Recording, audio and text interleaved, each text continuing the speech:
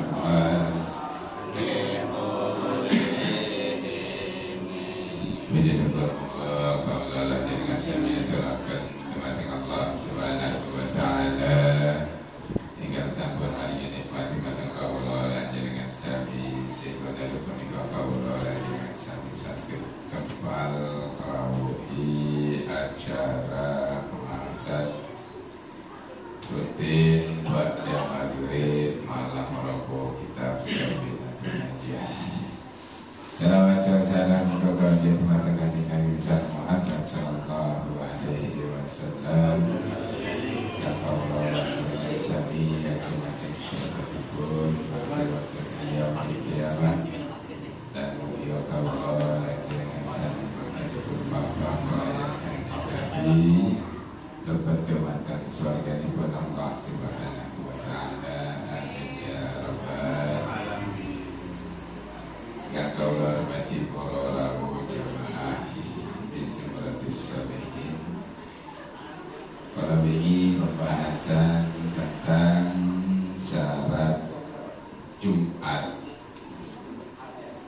tentang rukun khutbah,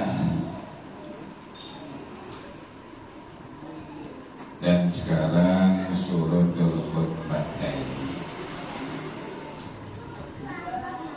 Jadi faslun utawi ikilah fasal. Kemarin pembahasan tentang syarat Jumat. Sitatun, syarat Jumat ada sitatun, tira sitatun. Arkanul khutbah, rukun khutbah ada khamsatun. Khamsatun itu 5. Jadi wong sing khutbah itu cukup membaca hamdalah, salawat kepada Nabi, terus wasiat bertakwa, membaca Al-Quran, dan mendoakan kepada orang-orang mukmin, mendoakan muslim dan muslimat, mukmin dan mukminat. Suratul khutbataini faslun utawi gila fasal. Suratul khutbataini utawi pira-pira syarat khutbah loro. Jadi syarat orang yang diberikan kewajiban, diberikan amanat untuk berkhutbah itu asyaratun. Asyaratun bila halo syaratun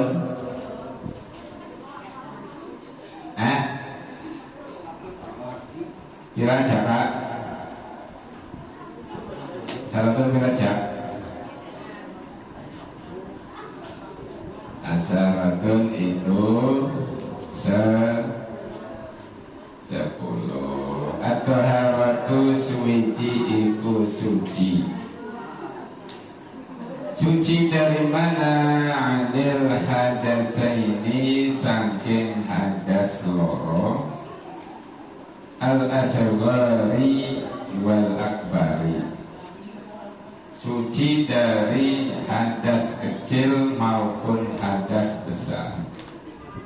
Jadi wajib bagi khatib, orang yang ditugaskan untuk khutbah, dia wajib suci karena khutbah Jumat itu sama dengan sholat. Yang kemarin sudah dijelaskan bahwa ada yang berpendapat bahwa khutbah Jumat ini adalah bagian dari sholat Jumat, karena ganti sholat duhur 4 rakaat, sholat Jumat hanya 2 rakaat, makanya khutbah Jumat ini termasuk dari bagian sholat Jumat.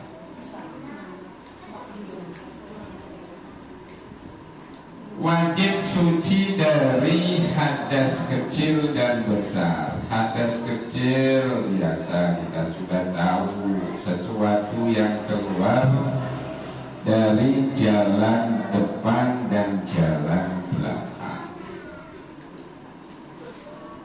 yaitu baul dan ghaib. Baul itu jalan depan, ghaib itu jalan belakang. Diora kena khutbah orang wudu, khutbah terus batal wudunya. Yang kedua, al-akbari, tidak boleh mau bengi terus melakukan hubungan suami istri terus tidak mandi melaksanakan khutbah Jumat. Dia harus suci terlebih dahulu. Beda lagi seperti yang dulu sudah dijelaskan, syaratnya imam, syaratnya makmum. Apabila seorang imam lupa tidak melakukan jinabat padahal sebelumnya dia melakukan hubungan suami istri, apabila seorang imam lupa dia ada hadas kecil terus dia sholat Jumat ngimami, Dia khutbah terlebih dahulu, ternyata setelah selesai khutbah, setelah selesai menjadi imam, dia baru sadar kalau dia belum suci, maka tidak usah pengumuman. Ora oleh pengumuman, woro-woro saudara-saudaranya khutbah mau kelalen ora wudu aja. Diam-diam baik.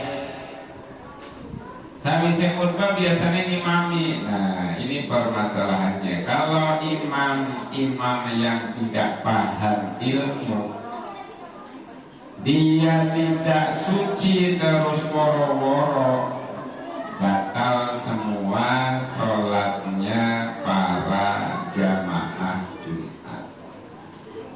Jadi walaupun pas mau lagi khutbah dia tidak suci karena kelalen, terus ngimami sholat Jumat kelalen durung bersuci, mau bunyi urung atus, subuh-subuh kelalen hindo urung atus, pas sholat Jumat aja kanda kromo. Wa taharatu, dan suci anin najasati, dari najis. Jadi suci dari najis bisa ing dalam dodot, di dalam pakaian, wal badani lan badani. Wajib bagi seorang khatib dia suci badannya dan suci pakaiannya dari najis yang menempel. Ini dijelaskan bahwa misalkan lagi sembahyang, lagi khutbah, terus anak tembelek cecek nekluk, itu langsung dihilangkan dengan cara apa? Pakaiannya di apa caranya? Dikipatna. Kipatna bahasa Indonesianya apa? Dikirup, ya. Dikipatkan. Dikipatna karena tembelek cecek we ari wis metu sing metu sama kamu cecek pan boleh tahu boleh. Sing metu putih dhisik apa ireng dhisik? Kita TikTok aman di sorting. Ini sejarahnya kenapa yang terletak di atas itu putih, padahal sing metu putih dhisik. Sempat-sempatnya yang TikTok muncul. Jadi sampai bisa diteni cecek gue gampang ngebelek, pasti ngenteni uang dan ngisor. Jadi mesti ada uang dan ngisor jago, cecek pasti ngejual. Misalkan sing jago nang tengah, cecek sing kidul pasti ngalor. Gue kena diteni, mulanya boleh cepat. Yang itu. Dari gue arit di kembali lagi cecek, silakan langsung di kira pakaiannya. Dan awak primer karena memang ceceknya langsung garing. Nah, ini yang orang arti permasalahan dan lagi tawaf ditambah lagi manuk darah apa buruk? Nah, tidak terasa. Kena angin kahu tapi kan Mbak Kaji. Tambah lagi kemarin Pak Kaji Bambang kena angin, hari ini Kaji Imam.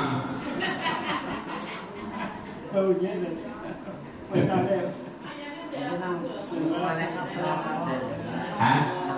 Laka? Di luar kita hijau-hijau kan lapas darah. Oh laka, berarti laka diguling gue. Ya. Gue jarak antara Ka'bah maring tempat wudhu pirang meter Pak Haji? Aduh, di luar masjid. pirang perjalanan pirang Saya sesek wong jauh. ya itu istilahnya kalau ada kotoran dari burung ya istilahnya dimaku gue hari jaraknya jauh ya ada yang berpendapat itu ya najis yang dimaafkan mulanya kan karena kering terus bisa cepat dibersihkan. Nah, kaitannya kalau khutbah dia harus suci pakaian dan badan. Wal makani lan panggonane. Tempat yang untuk khutbah itu harus suci dari najis dan kotoran. Apakah tempatnya harus mimbar? Mimbare kadang kan Masjid Al-Qur'an wis apik, mimbare Jepara. Apakah harus seperti itu? Tidak. Apakah mimbar yang sama dengan di sini? Tidak. Jadi cukup dengan berdiri saja khutbah bisa dilakukan. Terus pas dua khutbah jagongnya bebas. Orang perlu anak kursi. Ini persyaratannya dari suci dari najis pakaian dan badannya. Badan di sini adalah seluruh anggota tubuh yang terhindar dari najis, bukan kotor. Bedanya najis dan kotor. Kalau kotor itu seperti kena debu, seperti kena tanah, seperti kena cat dan lain sebagainya, itu kotor, tapi tidak najis. Mulanya wong hari kerja yang kotor-kotoran, yang penting tidak najis, dia tetap wajib sholat. Tidak perlu harus mandi dulu, pakaiannya dibersihkan dulu, asal kotoran itu tidak mengandung najis. Wasatul aurati lan nutupi aurat. Seorang kutip harus menutup aurat. Auratnya sampai mana? Seorang laki-laki badan yang ditutup minas surah ila rukbah, dari mudel maring dengkul, itu aurat yang wajib ditutup. Jadi misalkan khutbah udah kelambi khutbah udah kelambi samblen yo, itu auratnya tertutup tapi tidak sopan. Wasatul auratin nutup aurat wal qiyam mulang ngadep al qadiri ing atase wong kang mampu. Seorang khatib harus berdiri pada waktu melaksanakan khutbah dengan syarat dan ketentuan berlaku ing atase wong kang kuwasa. Jadi boleh misalkan khutbah dengan duduk boleh. Karena di sini dijelaskan terhadap orang yang kuasa berdiri. Wal julusulan lungguh bainahuma ing dalem antarane khutbah loro. Jadi khutbah itu ada dua. Yang pertama biasanya diselingi dengan penyampaian nasihat-nasihat. Yang kedua umumnya tidak diselingi dengan nasihat. Terus apakah khutbah yang kedua boleh diselingi dengan nasihat? Boleh. Nasihatnya maksudnya bahasa Indonesia. Si khutbah awal anak bahasa Indonesia nih, khutbah loro delay maning ora apa-apa. Orang delay bahasa Indonesia kabeh ora masalah, karena kemarin sudah dijelaskan. Rukun khutbah itu tidak ada yang mewajibkan untuk menyampaikan sesuatu umat. Wal julusulan tumbuh bainahuma ing dalam antara khutbah loro fauqa tuma'ninati ngungkuli tuma'ninae sholat.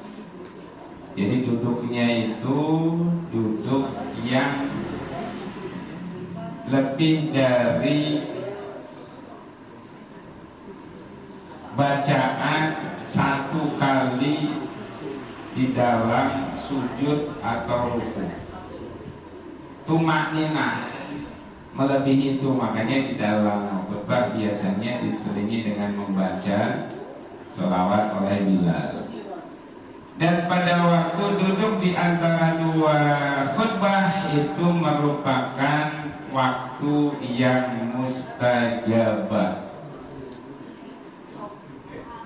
Jadi hari sampeyan khutbah Jumat terus jargon sing Bilal maca sholawat sampeyan donga, sing jamaah donga aja turut tok. Donga itu waktu yang mustajabah, jaluk utangnya lunas, jaluk duitnya akeh, jaluk umai jadi, jaluk bojone ayu, jaluk anaknya soleh, jaluk duit motor, jaluk duit mobil, duit pas waya khutbah duduk di antara dua khutbah. Kuwi donga nengkono jaluk maring Gusti Allah. Wal muwalatu lan nuli-nuli bainahuma ing antarane khutbah loro. Jadi antara khutbah pertama dan khutbah kedua itu tidak diselingi oleh kegiatan lain. Orang saya bisa khutbah pertama terus makan-makan terus khutbah maning ngoroli. Khutbah pertama duduk terus khutbah kedua.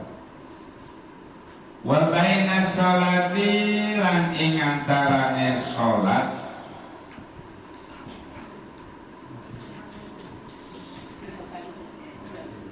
wa antakuna lan arab ana apa khutbah bil arabiyati kelawan cara adab.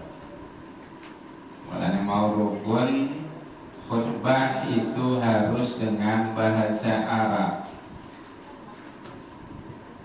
Bacaan yang pertama alhamdulillah, alhamdulillahi rabbil alamin. Wabihi nasta'inu ala umuri dunya waddin. Terus wassalatu wassalamu ala asrafil anbiya'i wal mursalin. Itu harus dengan bahasa Arab.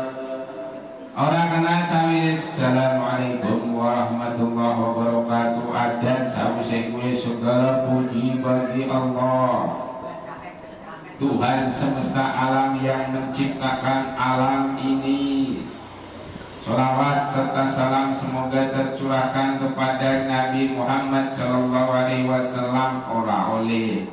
Termasuk wasiatnya di sini adalah dengan menggunakan bahasa Arab. Ittaqullaha haqqa tuqatih wa la tamutunna illa wa antum muslimun. Dengan bahasa Arab, walaupun nanti setelahnya di dalam isi ceramahnya ada diselipkan takwa lagi dengan menggunakan bahasa Indonesia. Termasuk bacaan Qur'annya juga harus menggunakan bahasa Arab, orali maca terjemahan. Dan berdoa kepada orang Islam, mendoakan orang Islam juga harus dengan bahasa Arab. Orang kenal, ya Allah ampuni dosa-dosa orang Islam, orang mukmin. Orang kenal, Allahumma ghafir lil muslimina wal muslimat wal mu'minina wal mu'minat. Itu harus dengan bahasa Arab.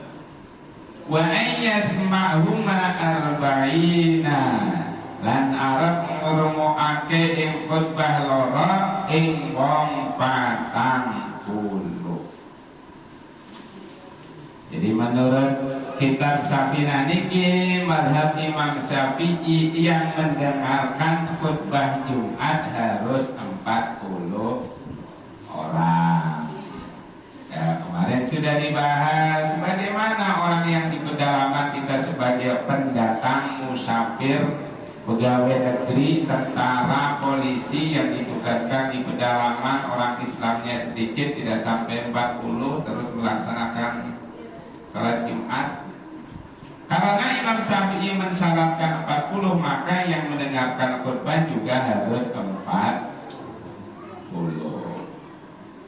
Lah sing wong ngantuk keprimen? Hah?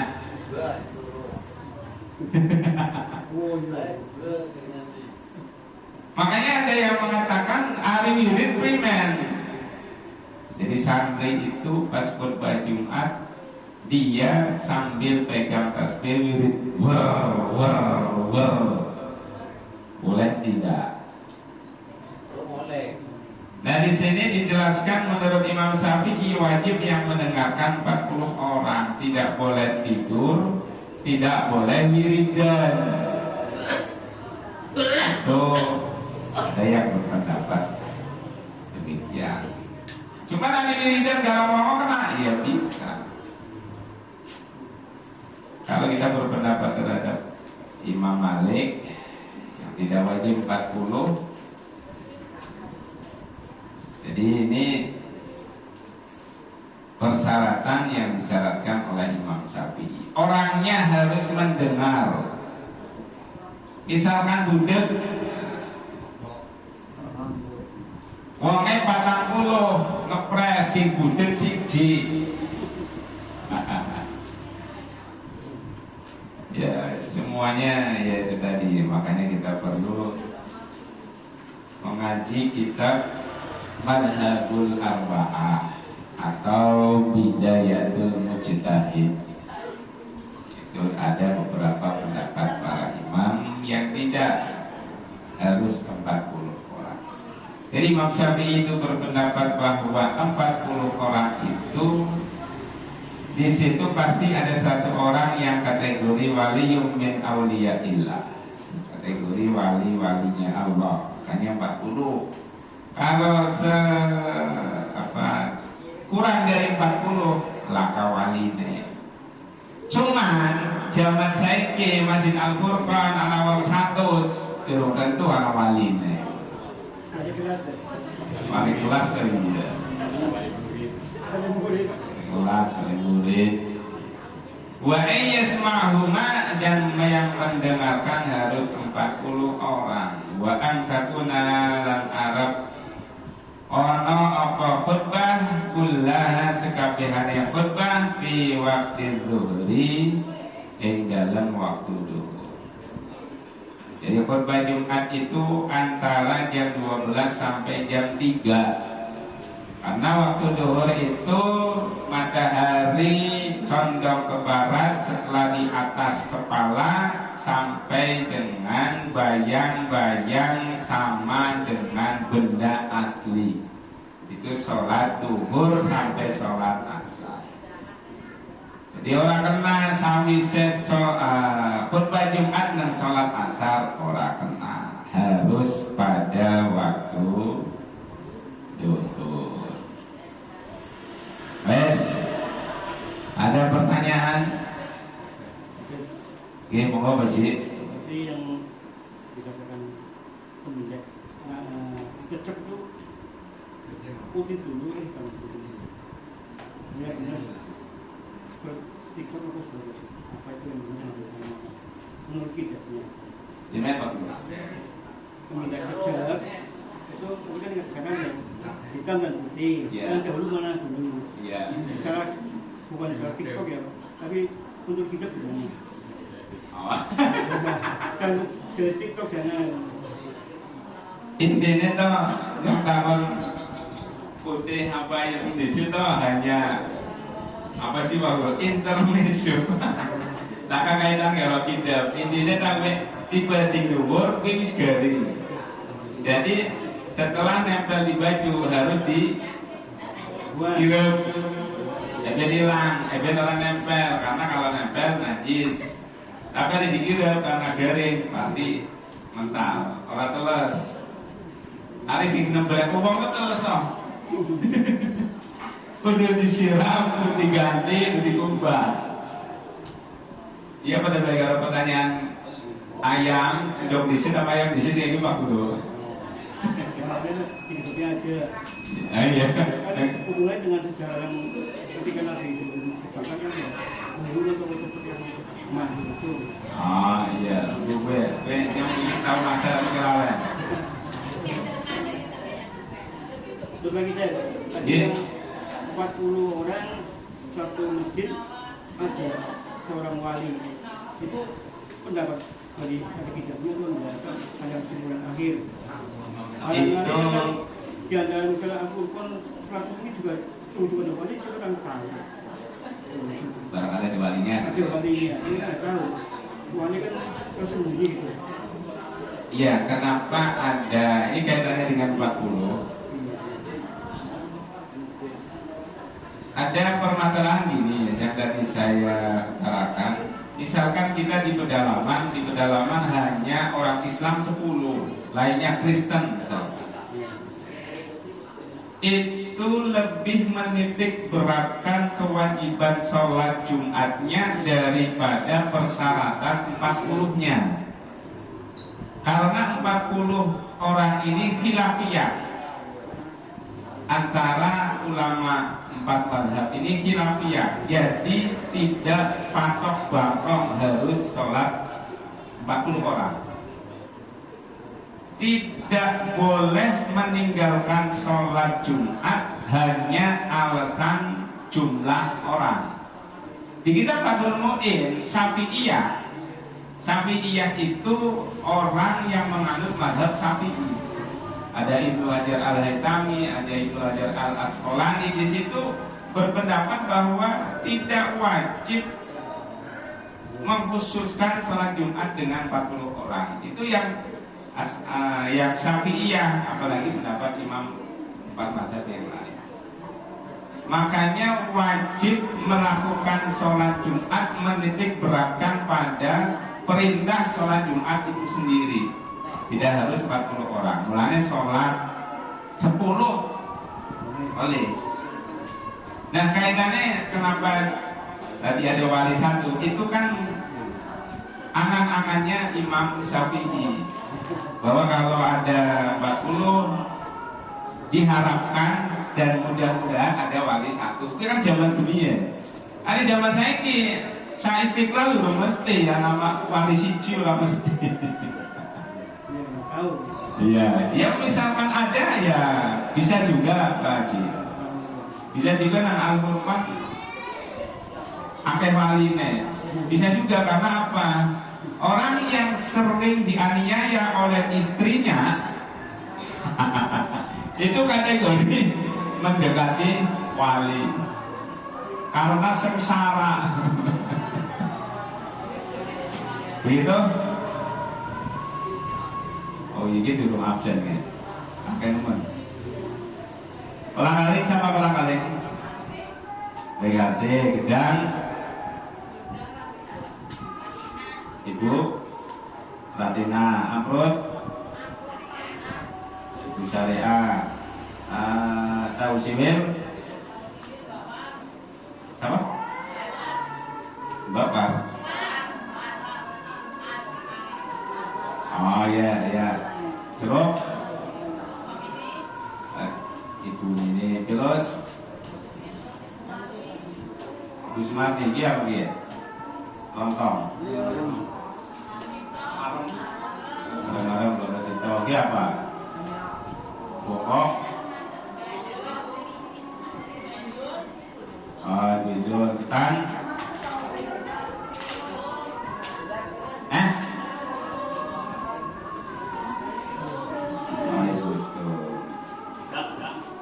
Wes tahun sedang baik. Oh jadi ini bukan jadi.